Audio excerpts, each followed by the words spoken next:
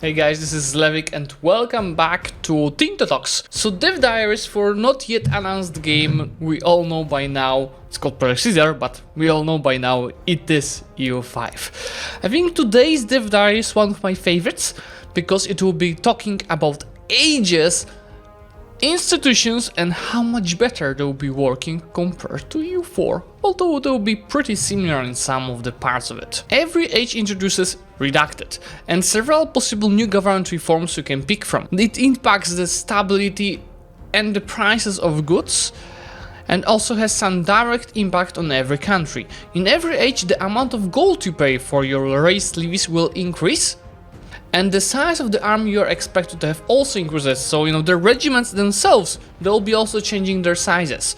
Each age is global in the world, but its true impact is gradual. There's no special mana you gain for achieving goals that you can use to stack modifiers with.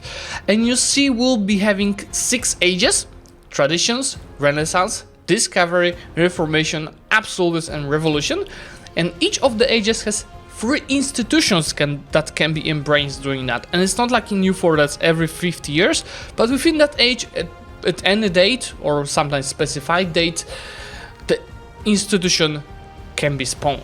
The institutions are designed to be more rigid for the first ages, which is actually similar to EU4, and more flexible for the other ages, that is just following the dynamic of the game. And what's important, there will be a setting that will allow you to choose to get dynamic provinces spawn or historical, because there are pre-coded places where the institutions should spawn, and that can be a choice. There are 2 ways for institution, 3 ways for the institution to sprawl. First of all, through a location, so just following locations as spreading the institution, or sea tiles. Second way is from merchants, so you have a trade route to a location that has an institution, it will travel to your country through that trade route.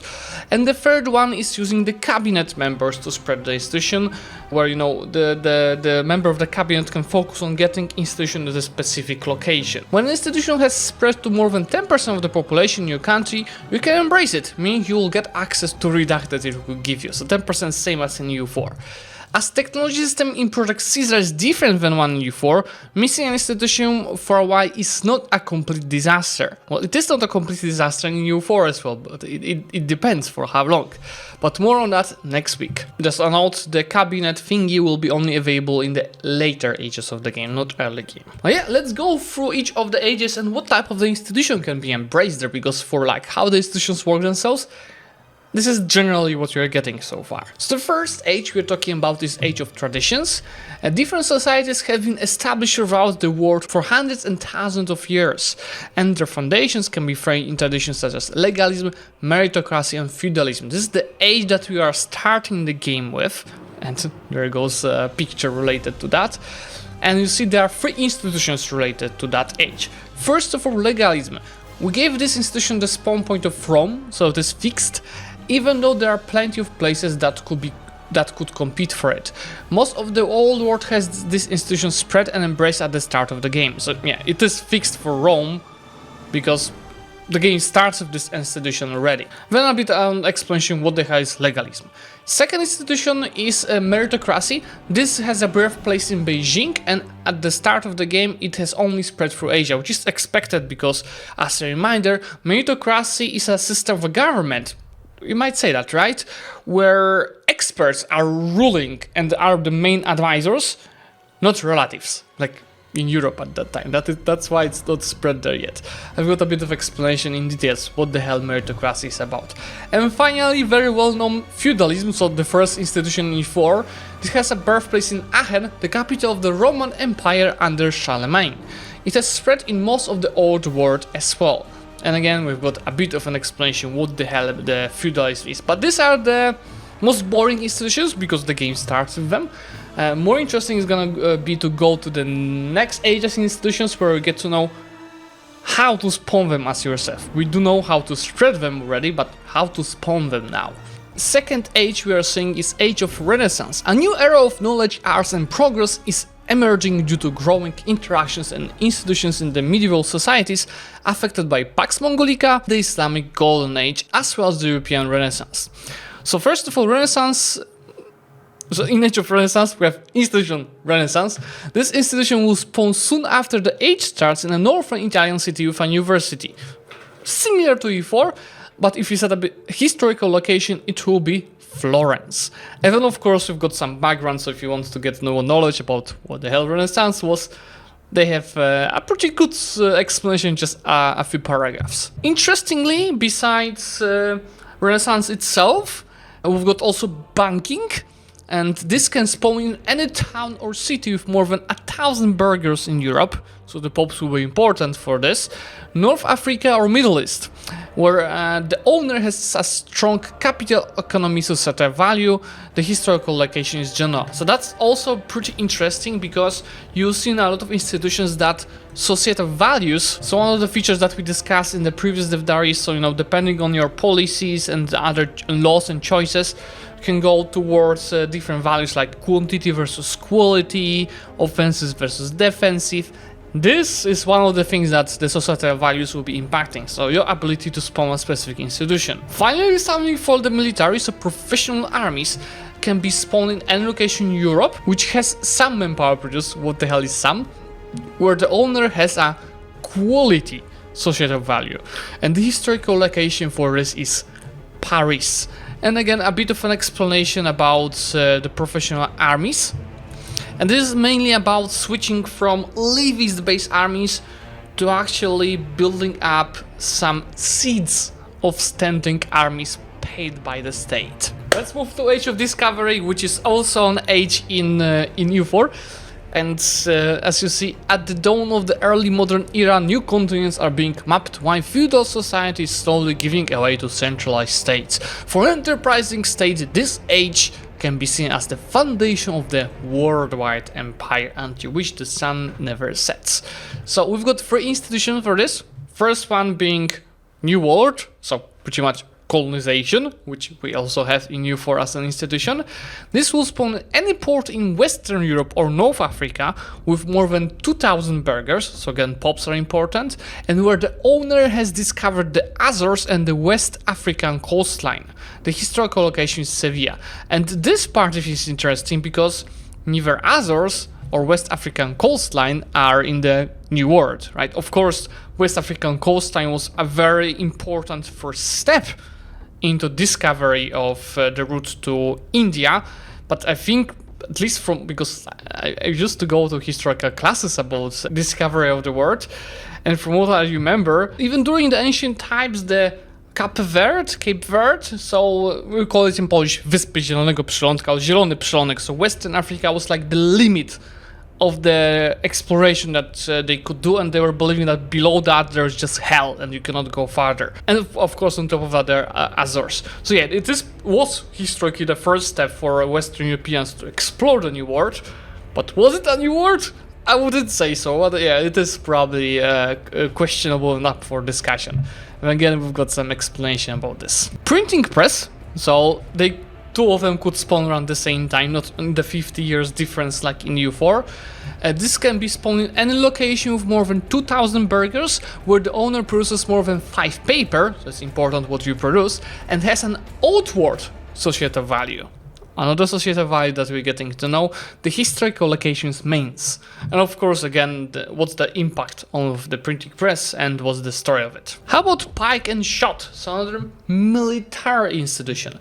This spawns in a location which has some manpower produced and where the owner has professional armies, more than 20 armies tradition and a land societal values, and have the gunpowder technology. The historical location is Innsbruck in Austria, right? It could have been a separate city at that age.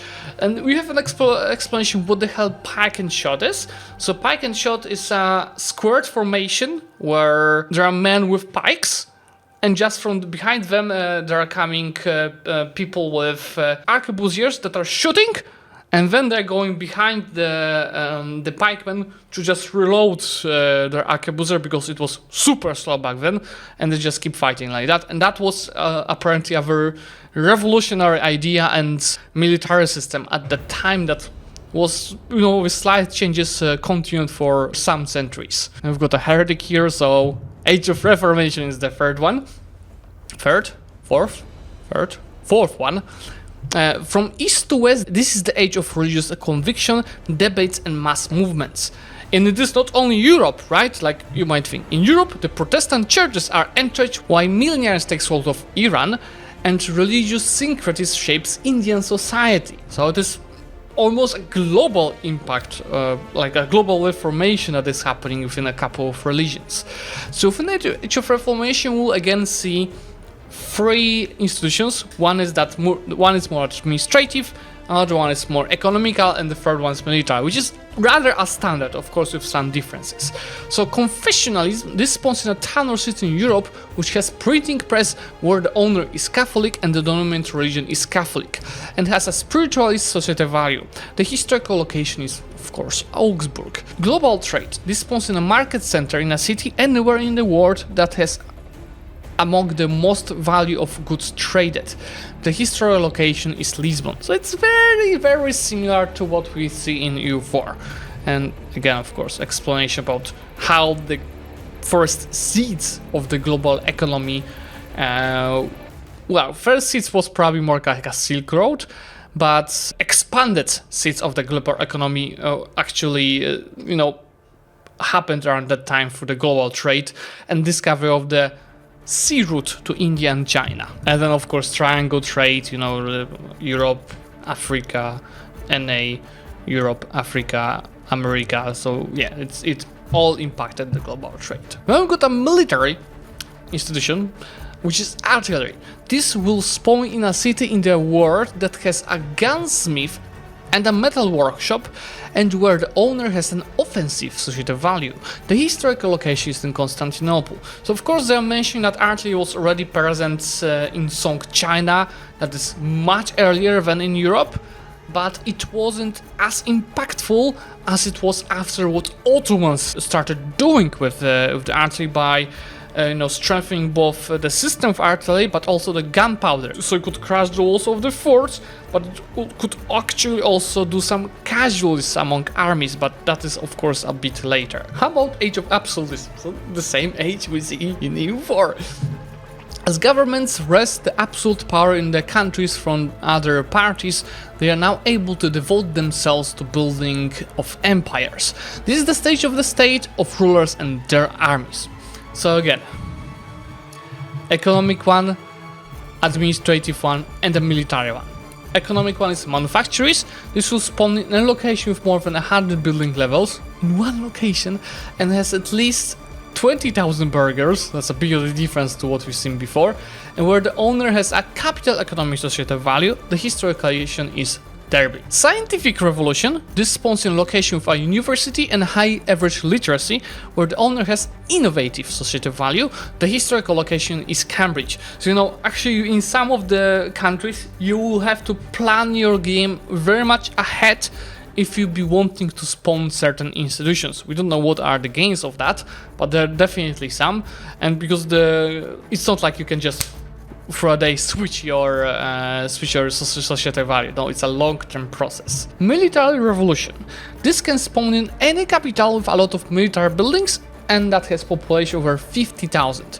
The historical location is Stockholm. Well, yeah, let's move to the last age, which is Age of Revolutions. Just like in EU4. The questioning of rights, authority, and the world itself during the Enlightenment has led to the rejection of the ancient regime. As absolutism gives way to revolution, kingdoms may have to make place for republics. Enlightenment is the first institution. This spawns in location for a university and high average literacy, where the owner has innovative societal value. The historical location is Paris. It's like same as scientific revolution. They might want to differ these two from each other. Of course, explanation what Enlightenment is. Industrialization. This will spawn in any location with more than 250 building levels, at least 20,000 burgers, and where the owner has a capital economic societal value. The historical location is Blackburn. And finally, Leva and Massé. This can spawn in any capital with a lot of military buildings and that has a population of over 200,000, and where the owner has a defensive societal value. The historical location is Paris. Warfare is an ever-evolving concept, innovated and honored generation after generation. The 18th century saw the rise of powerful empires, each with its own ambitions. To satisfy the need for expansion and provide the fuel necessary to fulfill these ambitions, new nationwide conscription laws will be drafted here. So it's less of a professional army, but a bigger standing army coming from like all parts of your country. Next week we'll talk about replacements, what replaced the technology and national ideas system for Project Ceasar. Technology and national ideas, that's gonna be very interesting. There are a lot of positive feedback to this, but there are also 35 access, which is pretty much a lot. Let's take a look at the comment section what caused this. My lord, isn't it a bit too rainy to be out? Quiet fool, you'll kill us all! This look here, and I miss the Crusades. How modable are ages and institutions? As many or as few you want for both, so fully modable. How do the ages and or institutions impact New World, especially compared to EU4?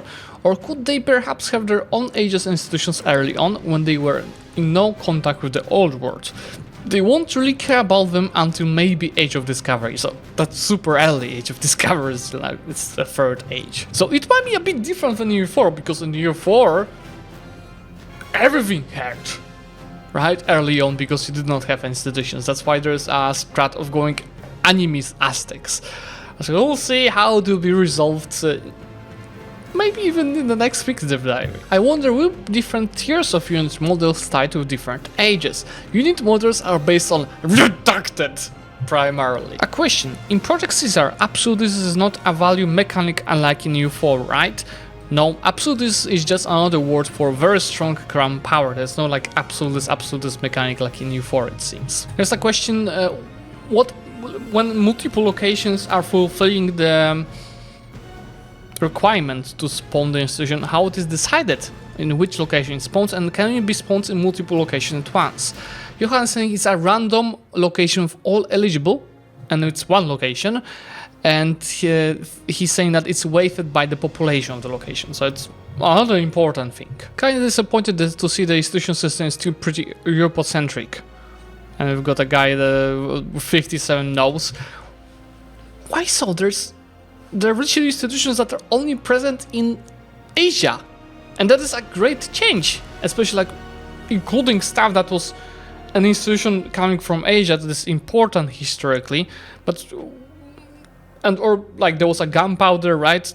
I think it's a pretty good putting historical revolutionary events from history of 14th to 18th, 19th century into actual game.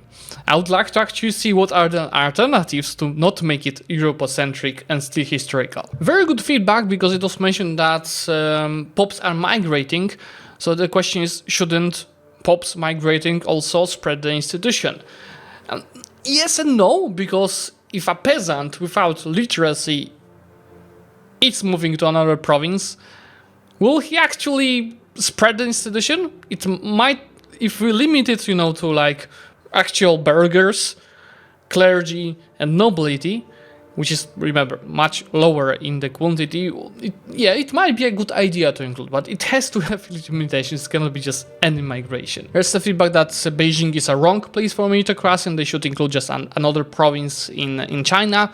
It's good that this kind of feedback is shared, because I'm pretty sure it will be impacting the decision making of the Paradox developers. So the New World does not get those institutions until colonizers come to visit them like in EU4. Yes, they have no need of them either though. A feedback that there should be a third option, that it could be a random city spawning, or I think it was also an impact that they should allow the setting where there are no regional limitations to where the institution can spawn.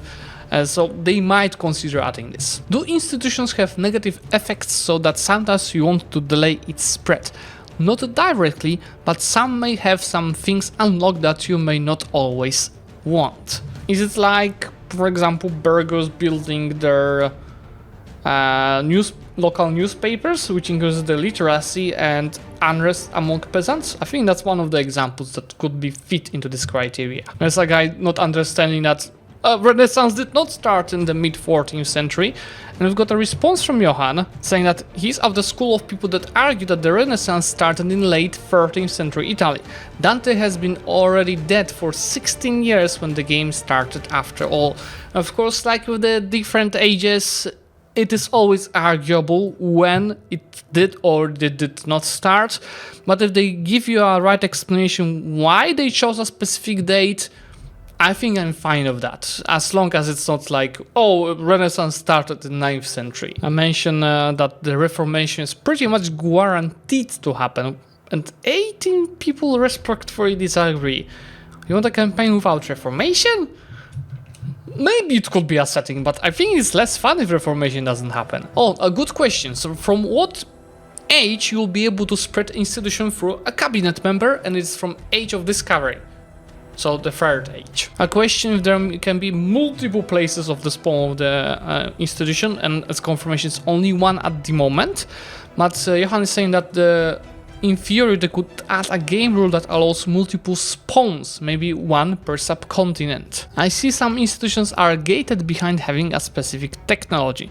Can the opposite be the case, and researching a specific technology be based behind embracing a certain institution? Yes, so it works both ways. Opavi is actually saying that it was suggested just a day before the dev diary that the spawn of the institution should be rather Xi'an, so the first capital of the Han dynasty, rather than Beijing, which is a much later city that was prominent. Is there any mechanic for armies adopting artillery and native armies adopting cavalry, as it would have though those would be institutions?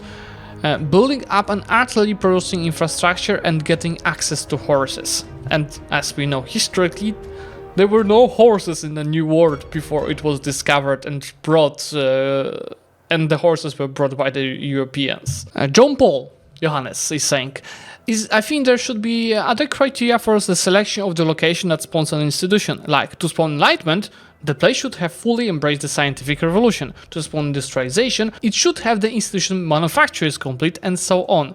And Johan agrees 100%, which we might be sure it will be implemented in game. Why not adding automatic spread if a province fulfills the requirements? The way it works with global trade and industrialization in EU4 is great. You're slow if you don't spawn them yourself, but you don't have to rely on the neighbors to spread.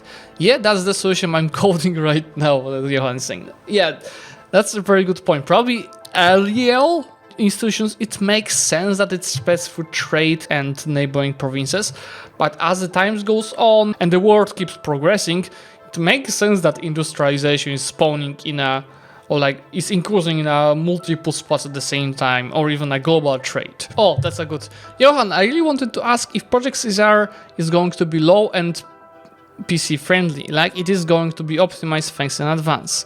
It will be greatly optimized, but I'm not sure a low-end PC will cut it. I'd not try it on anything with less than 16 gigabytes of RAM. And like, guys, I don't know how about your country, but in Poland, 16 gigabytes of RAM costs like, what? 60 bucks? 50 bucks? It's like extremely cheap. I have 32 gigabytes myself. I've saw two opinions in my comments under videos. One group of people yelling, "Oh, my shit PC is not gonna handle that," and the other group of the people saying, "Why would I care about your shit PC? Why would I have a worse experience of the game with less features and less in-depth features because your old PC cannot handle that?" And I'll just leave that to your guys' discussion to decide which guys have a right on saying this. For today, guys, I think that's gonna be it. I hope that you did enjoy this Tintotax explanation, because it was really in-depth and informational. And let me know in comments what you think. And obviously subscribe to the channel to get notified about the future Tintotax. Bye bye!